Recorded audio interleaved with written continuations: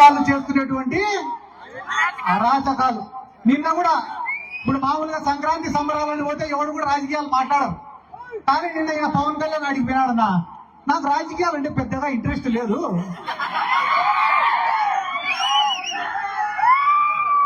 నేను ఫ్లాప్ సినిమాలు తీసినా కూడా నాకు డబ్బులు వస్తాయని రావాలి. ఈడ 2 పాయింట్లు, ఆయన తీసేదే ఫ్లాప్ సినిమాలు. ఫ్లాప్ సినిమాలు తీసినా నాకు డబ్బులు వస్తాయి, నీకు డబ్బులు వస్తాయి, బానే ఉంది. మన ప్రొడ్యూసర్ల పరిస్థితి ఏంది, డిస్ట్రిబ్యూటర్ల పరిస్థితి ఏంది, నీ కోసం గుడ్డలు తీసుకునే నీ అభిమానుల పరిస్థితి ఏంది? అవన్నీ నాకు అనవసరము, నాకు మాత్రం లెక్క వస్తుందంట. నిన్న ఎవడో చెప్పినాడంట, ఏందన్నా నెలకు 20 కోట్లకు 30 కోట్లకు కకృతి పడినావు నువ్వు, అదే నువ్వే ముఖ్యమంత్రి అయితే ఇంకా ఎక్కువ లెక్క వస్తుంది కదన్నా అని చెప్పినాడంట. ఒరే, మనం ముఖ్యమంత్రి అయినామంటే మళ్ళా దానిపైన ప్రత్యేకంగా శ్రద్ధ పెట్టాలరా? మనకు మెంటల్ గా ఫిజికల్ గా స్ట్రెస్. అదే చంద్రబాబు నాయుడు నమ్ముకుంటామనుకో, నెల నెల మన ఇంటికే పంపిస్తాడు కదా లెక్క. వీళ్ళందరి గురించి నేను ఎందుకు చెప్తానా అంటే, వీళ్ళు కూడా జగన్ సార్ గురించి మాట్లాడే మొగలేనారు. వీళ్ళు పొద్దున్న నుంచి రాత్రి వరకు లేకపోతే గాంభీర్యం ప్రదర్శించి రాత్రినే ఇంటికి పోతే అందరూ ఒకరొకరు ఫోన్ లో మాట్లాడుకుంటారు. ఓ పక్క చంద్రబాబు, ఓ పక్క పవన్ కళ్యాణ్, ఓ పక్క లోకేష్. ఒరే, మనం ఇన్ని కేసులు పెడతాం వైసీపీ వాళ్ళ పైన, రేపు ఖచ్చితంగా ఆయన మళ్ళా వస్తాడరా. మనం సింగపూర్ పోవాలా, మలేషియా పోవాలా, జపాన్ పోవాలా అని.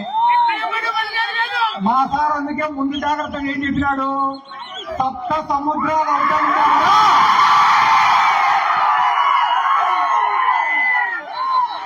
100% మళ్ళా వెనక్కి పిలిపించుకొని వస్తా అని చెప్పినాడు. ఈ 18 నెలల్లో వైఎస్ఆర్ కాంగ్రెస్ పార్టీ సాధించిన విజయం ఏమిరా అంటే, 11 సీట్లు వచ్చిన తర్వాత చాలా మంది, ఒరే మనకు అవసరమారా ఈ రాజకీయాలు, ఎట్లా జగన్మోహన్ రెడ్డి అంటే తిరిగితే కేసులు పడతాయేమో అని చెప్పి చాలా మంది భయపడినారు. కానీ 18 నెలల తర్వాత ఈ రోజు గ్రామాలలో పరిస్థితి ఎట్టుందిరా అంటే, ఒరే మనం కూడా 2-3 నెలలు జైలుకు వేసే తప్ప జగన్మోహన్ రెడ్డి దృష్టిలో మనం పడేటట్టుందా? కాబట్టి దేనికైనా సిద్ధం కానీ జగన్మోహన్ రెడ్డిని మళ్ళా ఒకసారి నేను ఇదే వేదిక నుంచి మన నాయకుడు జగన్మోహన్ రెడ్డి గారికి కూడా ఒక రిక్వెస్ట్ చేస్తానా, సార్ మనమేం ప్రతిపక్షాలను తొక్కాల్సిన అవసరం లే, వాళ్ళపైన కేసులు పెట్టాల్సిన అవసరం లే, వాళ్ళని ఇబ్బంది పెట్టాల్సిన అవసరం కూడా లేదు సార్. మీరు ఏం ప్రణాళిక రూపొందించుకుంటారో రూపొందించుకోండి సార్.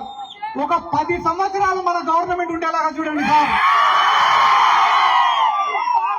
మీరు చేసే మంచి పనులు చేసుకుంటా 10 సంవత్సరాల అధికారంలో ఉండండి సార్. మీరు అనుకుంటా అంటే ఈ ప్రతిపక్షాలన్నీ కూడా ఫామ్ హౌస్ లకు పరిమితం అవుతాయని చెప్పి ఈ సందర్భంగా నేను తెలియజేసుకుంటూ,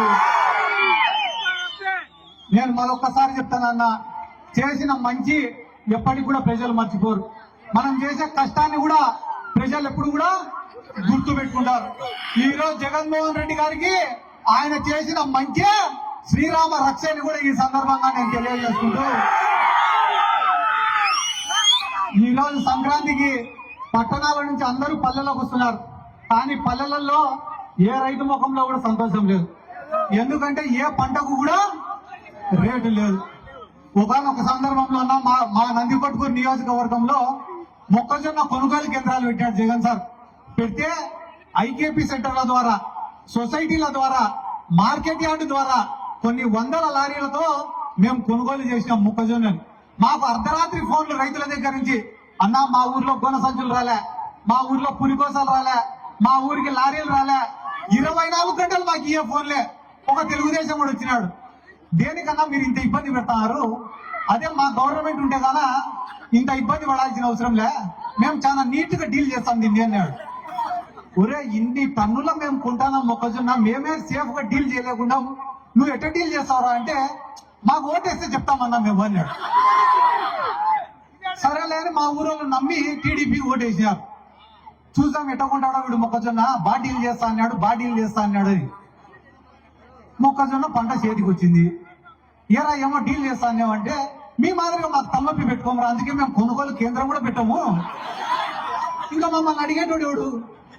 ఇప్పుడు కొనుగోలు కేంద్రం పెడితే లారీ కావాలని అడగాల, పురికోసలు కావాలని అడగాల. కొనుగోలు కేంద్రంగా పెట్టకుంటే ఫోన్ చేయాల్సిన అవసరం కూడా లేదు.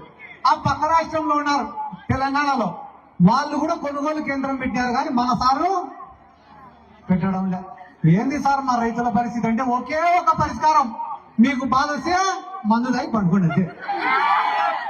అంతకుమించి మీరు ఏం మాట్లాడినా నిన్న మొన్న గ్రామాలలో కోళ్లను పొట్టేళ్లను కోసినప్పుడు కేసులు పెట్టి లోపలేస్తారు. హింసను ఒప్పుకోడంట చంద్రబాబు నాయుడు. ఆయన మాత్రం పుష్కరాలకు మేము 30 మందిని చంపొచ్చు, ఇదే గుంటూరు జిల్లాలో ప్రకాశం జిల్లాలో బహిరంగ సభలు పెట్టి 100 మందిని చంపొచ్చు, అవేం తప్పులేదు. కానీ పాపం గ్రామంలో ఎవరైనా కూడా ఆదివారం వచ్చింది చికెన్ తిన్నామని చెప్పి కోడికి వస్తే, కాబట్టి వీళ్ళ అహంకారాన్ని అన్ని కూడా ప్రజలు గమనిస్తున్నారు.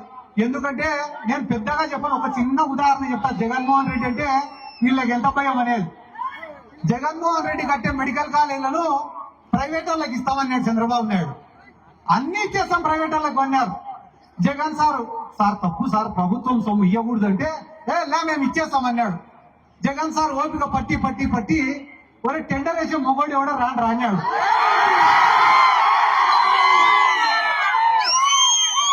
అసలు చంద్రబాబు నాయుడు మానం జాతీయ స్థాయిలో పోయింది.